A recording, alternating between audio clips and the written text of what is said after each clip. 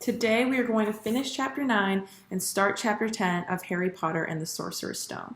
So where we left off in chapter 9, the students had their first flying lesson.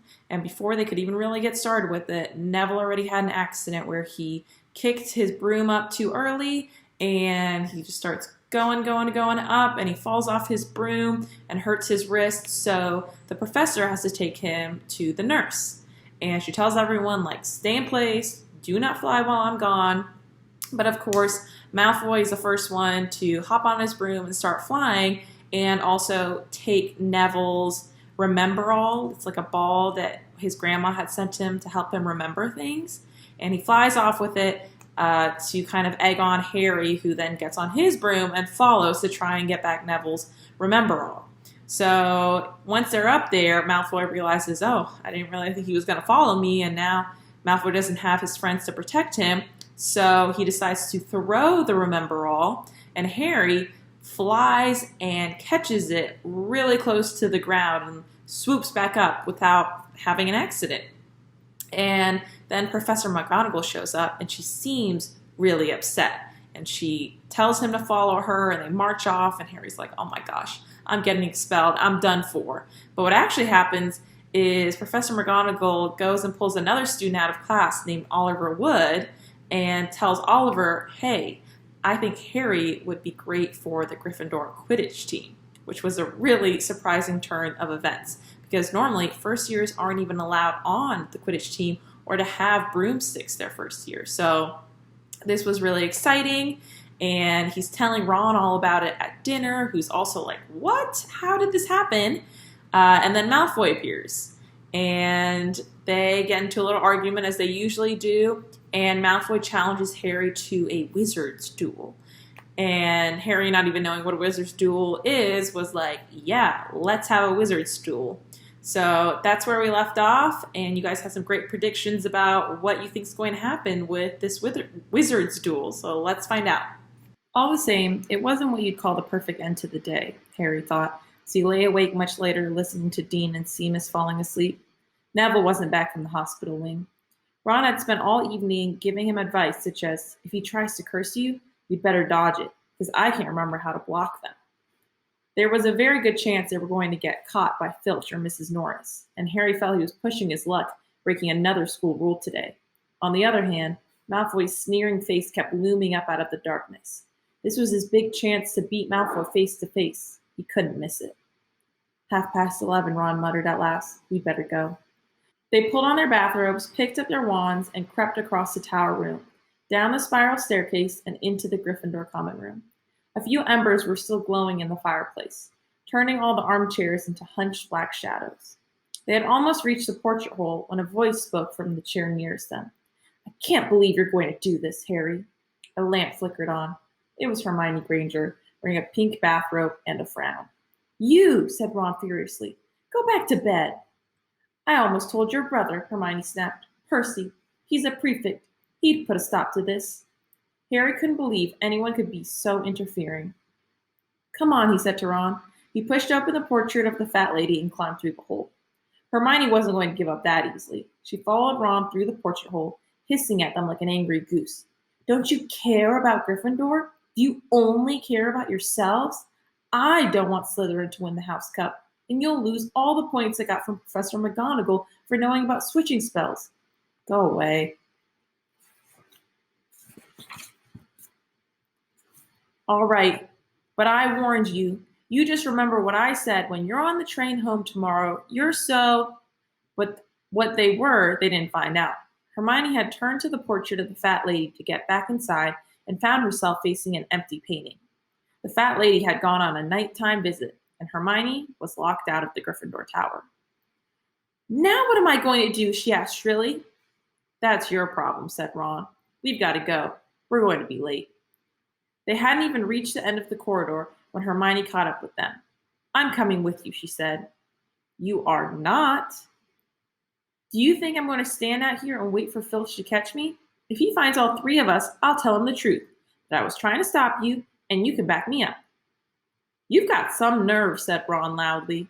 Shut up, both of you, said Harry sharply. I heard something. It was a sort of snuffling. Mrs. Norris? Breathed Ron, squinting through the dark. It wasn't Mrs. Norris. It was Neville. He was curled up on the floor, fast asleep, but jerked suddenly awake as they crept nearer.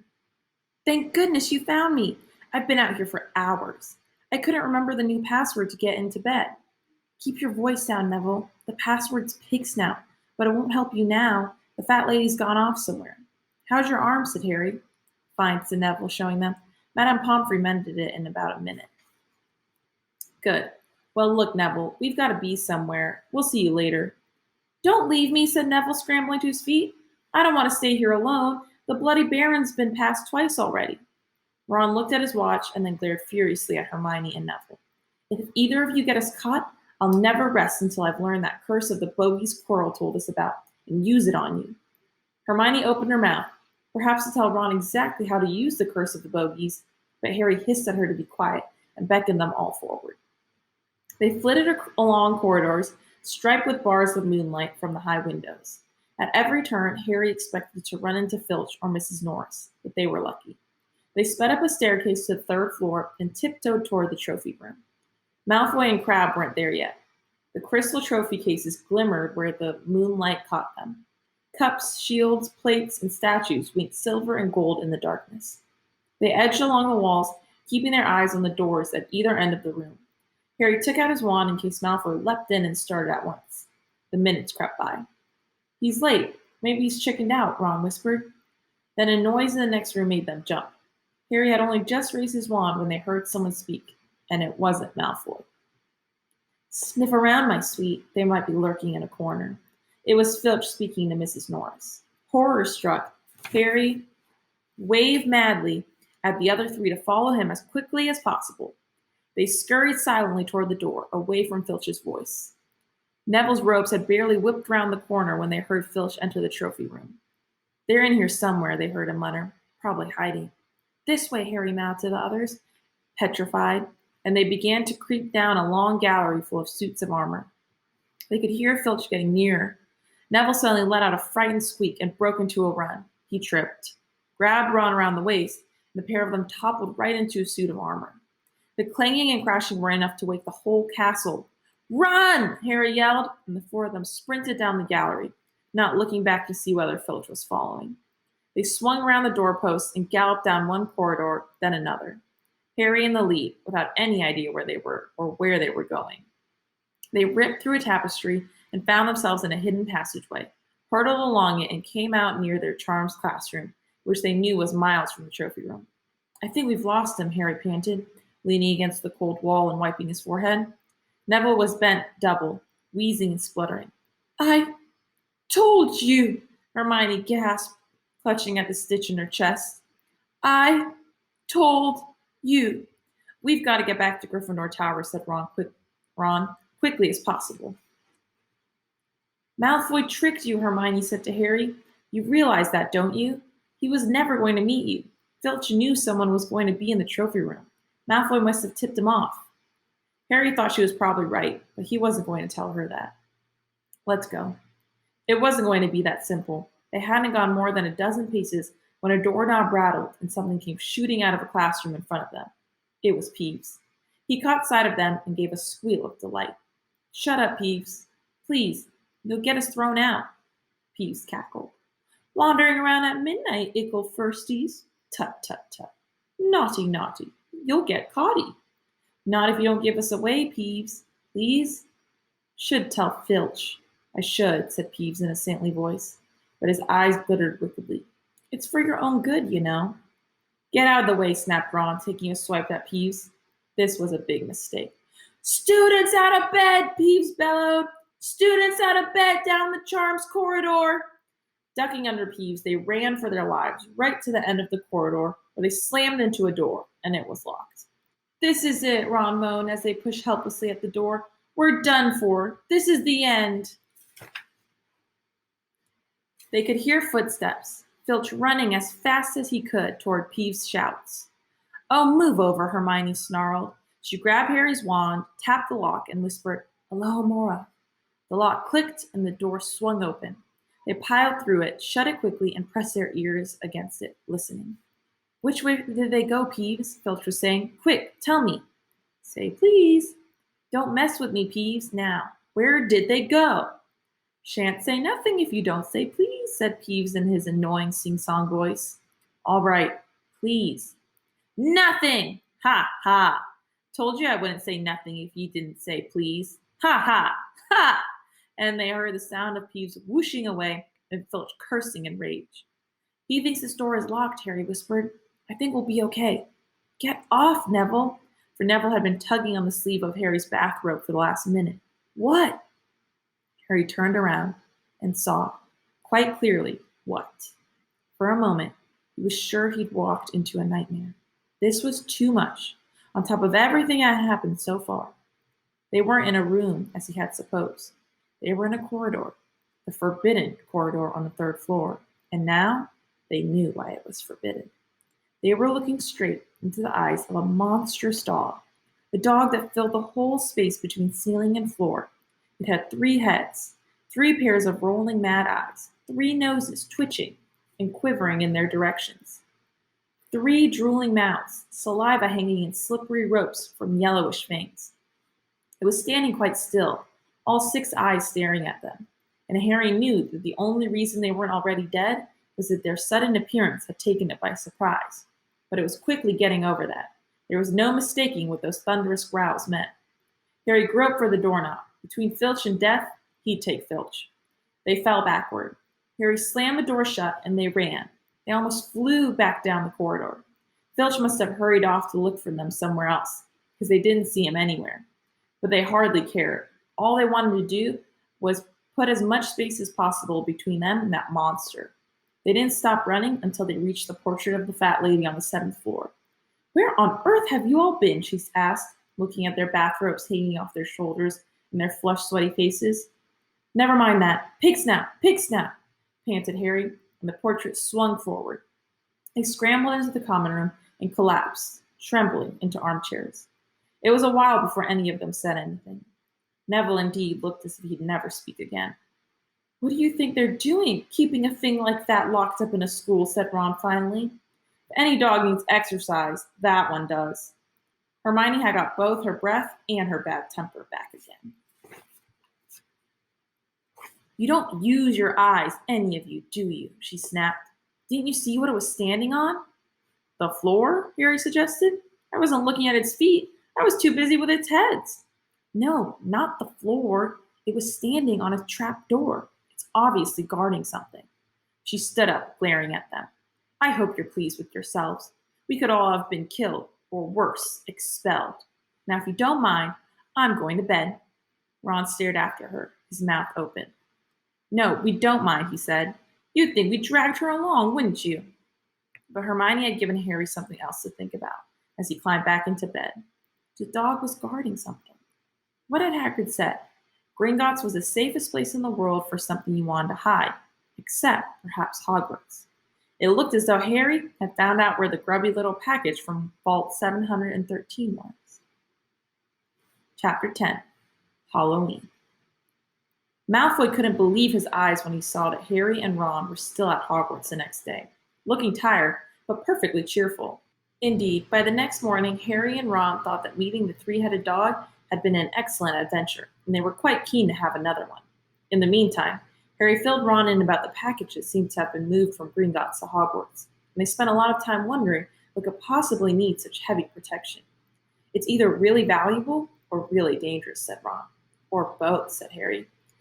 But as all they knew for sure about the mysterious object was that it was about 2 inches long, they didn't have much chance of guessing what it was without further clues.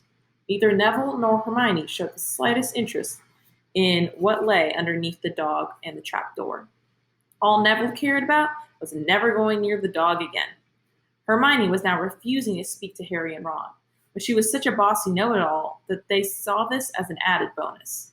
All they really wanted now was a way of getting back at Malfoy, and to their great delight, just such a thing arrived in the mail about a week later. As the owls flooded into the great hall as usual, everyone's attention was caught at once by a long, thin package carried by 6 large screech owls. Harry was just as interested as everyone else to see what was in this large parcel, and was amazed when the owls soared down and dropped it right in front of him, knocking his bacon to the floor. They had hardly fluttered out of the way when another owl dropped the letter on top of the parcel. Harry ripped open the first letter, which was lucky because it said, "Do not open the parcel at the table. It contains your new Nimbus 2000, but I don't want everybody knowing you've got a broomstick, or they'll all want one. Oliver Wood will meet you tonight on the Quidditch field at 7 o'clock for your first training session. Professor McGonagall." Harry had difficulty hiding his glee as he handed the note to Ron to read. "A Nimbus 2000? Ron moaned enviously. "I've never even touched one." They left the hall quickly, wanting to unwrap the broomstick in private before their first class. But halfway across the entrance hall, they found the way upstairs barred by Crabbe and Goyle. Malfoy seized a package from Harry and felt it. "That's a broomstick," he said, throwing it back to Harry with a mixture of jealousy and spite on his face. "You'll be in for it this time, Potter. First years aren't allowed them." Ron couldn't resist it. "It's not any old broomstick," he said. "It's a Nimbus 2000. "What did you say you've got at home, Malfoy? A Comet 260? Ron grinned at Harry. "Comets look flashy, but they're not in the same league as the Nimbus." "What would you know about it, Weasley? You couldn't afford half the handle," Malfoy snapped back. "I suppose you and your brothers have to save up twig by twig." Before Ron could answer, Professor Flitwick appeared at Malfoy's elbow. "Not arguing, I hope, boys," he squeaked. "Potter's been sent a broomstick, Professor," said Malfoy quickly. Yes, that's right," said Professor Flitwick, beaming at Harry. "Professor McGonagall told me all about the special circumstances, Potter. And what model is it?" "A Nimbus 2000, sir," said Harry, fighting not to laugh at the look of horror on Malfoy's face. "And it's really thanks to Malfoy here that I've got it," he added. Harry and Ron headed upstairs, smothering their laughter at Malfoy's obvious rage and confusion. "Well, it's true," Harry chortled as they reached the top of the marble staircase. "If he hadn't stolen Neville's Remember-All, I wouldn't be on the team." "So I suppose you think that's a reward for breaking the rules?" came an angry voice from just behind them. Hermione was stomping up the stairs, looking disapprovingly at the package in Harry's hand. "I thought you weren't speaking to us," said Harry. "Yes, don't stop now," said Ron. "It's doing us so much good." Hermione marched away with her nose in the air. Harry had a lot of trouble keeping his mind on his lessons that day. He kept wandering up to the dormitory where his new broomstick was lying under his bed, or straying off to the Quidditch field where he'd be learning to play that night. He bolted his dinner that evening without noticing what he was eating, and then rushed upstairs with Ron to unwrap the Nimbus 2000 at last. "Wow," Ron sighed as the broomstick rolled onto Harry's bedspread. Even Harry, who knew nothing about the different brooms, thought it looked wonderful. Sleek and shiny with a mahogany handle, and a long tail of neat straight twigs, and Nimbus 2000 written in gold near the top. As 7 o'clock drew near, Harry left the castle and set off in the dusk toward the Quidditch field.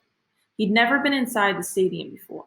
Hundreds of seats were raised in stands around the field so that the spectators were high enough to see what was going on.